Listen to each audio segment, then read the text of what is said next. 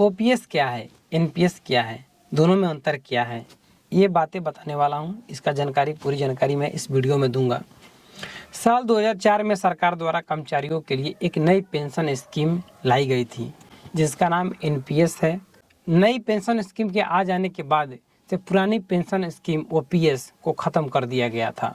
सरकार की नई पेंशन स्कीम के बजाय सरकारी कर्मचारी ओल्ड पेंशन स्कीम, जिसको ओपीएस कहते हैं, को फिर से शुरू करने की मांग कर रहे थे। पुरानी पेंशन स्कीम के तहत कर्मचारियों को पूर्व निर्धारित फार्मूले के तहत पेंशन मिलती है और यह रिटायरमेंट के बाद जीवन भर आय का आश्वासन देती है। इसके तहत कर्मचारियों को रिटायरमेंट के समय मिलने वाली राशि का आधा हिस्सा पेंशन के रूप में दिया जाता था।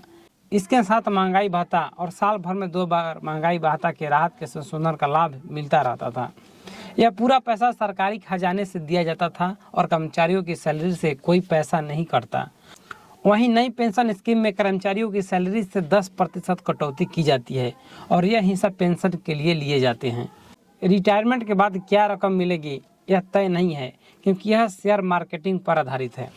कर्मचारियों से जो पैसा लिया जाता है वह पीएफआरडीए बाजार में लगता है और उसी में से 25% या 40% हिस्सा कर्मचारी निकाल सकते हैं और बाकी पैसा वार्षिकी के तौर पर उसी में पड़ा रहेगा। रिटायरमेंट के बाद भी कर्मचारी इसको निकाल नहीं सकते। पुरानी स्कीम में कर्मचारियों को जनरल प्रोविडेंट फंड में सुविधा मिलती थी, जो नई स्कीम में नहीं है।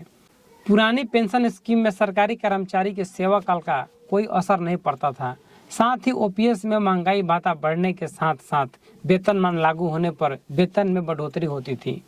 इतना ही नहीं, पुरानी पेंशन में योजना में पेंशनधारक कर्मचारी के निधन पर उसके परिवार को पेंशन की राशि प्रदान की जाती थी।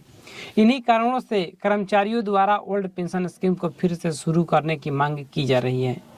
वहीं बात करते हैं न्यू पेंशन स्कीम की, एनपीएस की। वहीं साल 2004 में नई पेंशन स्कीम को लागू करने से सामान्य भविष्य निधि जीपीएफ को बंद कर दिया गया। जीपीएफ में कर्मचारी और नियोक्ता दोनों 12% निवेश करते थे।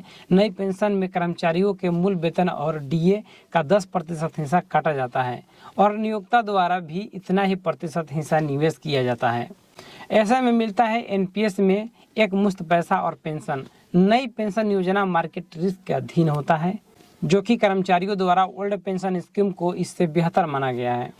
न्यू पेंशन स्कीम में कर्मचारियों की सेवा अवधि का अवसर पड़ता है। इस स्कीम के तहत कर्मचारियों के उनके रिटायर होने पर कुल जमा राशि 60% हिस्सा प्राप्त हो सकता है। बाकी बचे हुए हिस्से यानी कि 40% रकम से कंपनी का एन्युटी प्लान खरीदना होता है और इस पर मिलने वाला ब्याज को हर माह कर्मचारी को पेंशन के रूप में दिया जाता है। यानी आप इसे ऐसे समझ सकते हैं कि एनपीएस की एन्युटी की राशि पर आपको मिलने वाला पेंशन निर्भर करेगी और इसी पर आप निर्भर रहेंगे और इसी से आपको पेंशन मिलेगी। दोस्तों, इस वीडियो में ओपीएस और एनपीएस में अंतर बताया हूँ। ओपीएस क्या है यह भी मैं बता दिया हूँ।